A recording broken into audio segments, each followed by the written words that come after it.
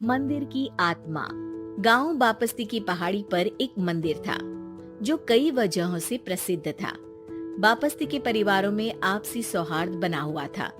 इसकी वजह उस मंदिर को ही बताया जाता है। अरे ओ विमला, ये इस मंदिर की कहानी क्या है रे? अरे ये मंदिर इस गांव के लिए बहुत ही शुभ है। अरे शुभ तो है, तो फिर भी लोग इस मंदिर से दूर क्यों रहते हैं? ये इतना वीरान क्यों रहता है?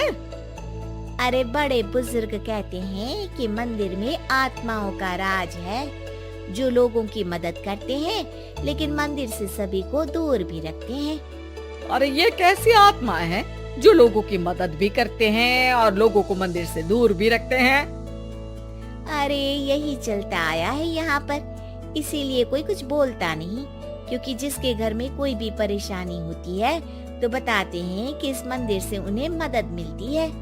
अरे वाह, ये तो अच्छी बात है। तभी इस गांव में इतनी खुशहाली दिखती है।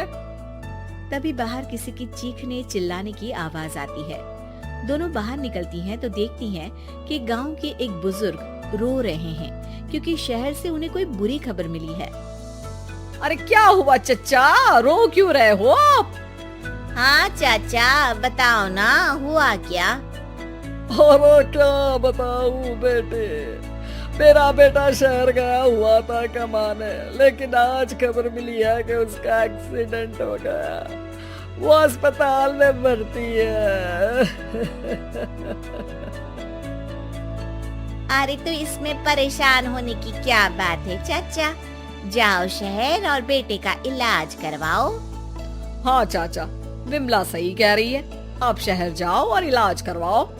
और कैसे इलाज करवाऊं, अभी पैसे नहीं है और शहर के अस्पतालों में इलाज का खर्चा लाखों में आता है। अरे चाचा, भगवान पर भरोसा रखो, कहीं ना कहीं से मदद जरूर मिल जाएगी। बस आज का दिन कैसे भी काट लो। अरे अब तो बेटा थोड़ा समय काटना भी मुश्किल होता जा रहा है। देख कमला, तू ही समझा चाचा को। अरे पैसों का कहीं ना कहीं से इंतजाम तो जरूर हो जाएगा। अरे चच्चा, जब विमला कह रही है तो थोड़ा उस पर भी भरोसा रखो। चलो आपको घर छोड़कर आ जाती हूँ।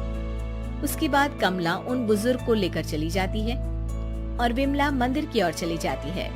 विमला मंदिर की सीढ़ियों पर चढ़ते हुए दूर से नजर आती है। उसके बाद वो आंखों से ओझल हो जाती है। उसी रात उस बुजुर्ग के घर के बाहर एक थैला रखा हुआ मिला। बुजुर्ग उस थैले को देखते ही चौंक पड़ा, क्योंकि उसमें 5 लाख रुपए रखे हुए थे। वो बुजुर्ग सुबह दौड़ा दौड़ा गांव के दूसरे बुजुर्गों के पास गया।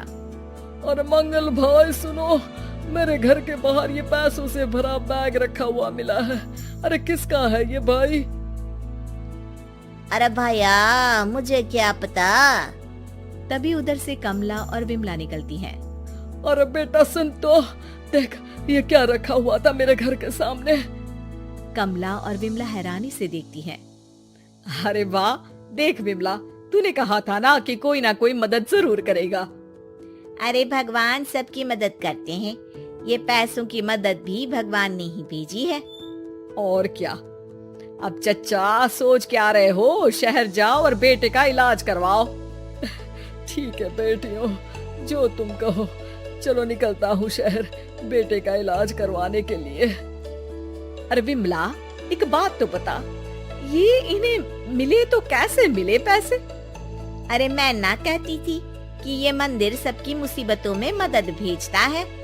अरे वाकई बड़ी पुण्य आत्मा है मंदिर में। सो तो है, लेकिन उनके बारे में लोगों को कम ही पता है।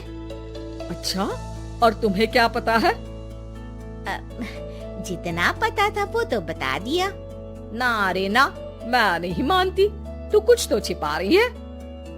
अरे कुछ ना छिपा रही, जो पता था वो बता दिया।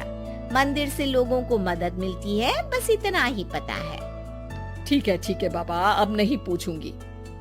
इसके बाद उसी रात कमला चुपचाप अपने कमरे से निकलती है और मंदिर की ओर चल पड़ती है। कमला धीरे धीरे मंदिर के दरवाजे पर पहुंचती है।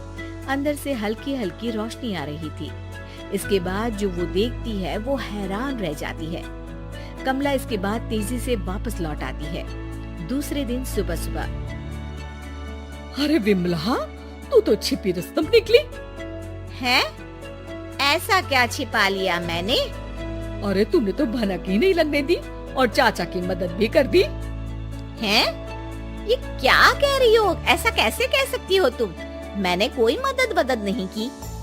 अरे सब पता है मुझे, कल रात मैं गई थी मंदिर। तो क्या देखा? अरे तुम्हारा पति और कुछ लोग वहाँ दिखे। बोरियों में नोट भरे हुए थे और सभी नोट गिनने में लगे हुए थे। तो तुम्हें क्या लगा?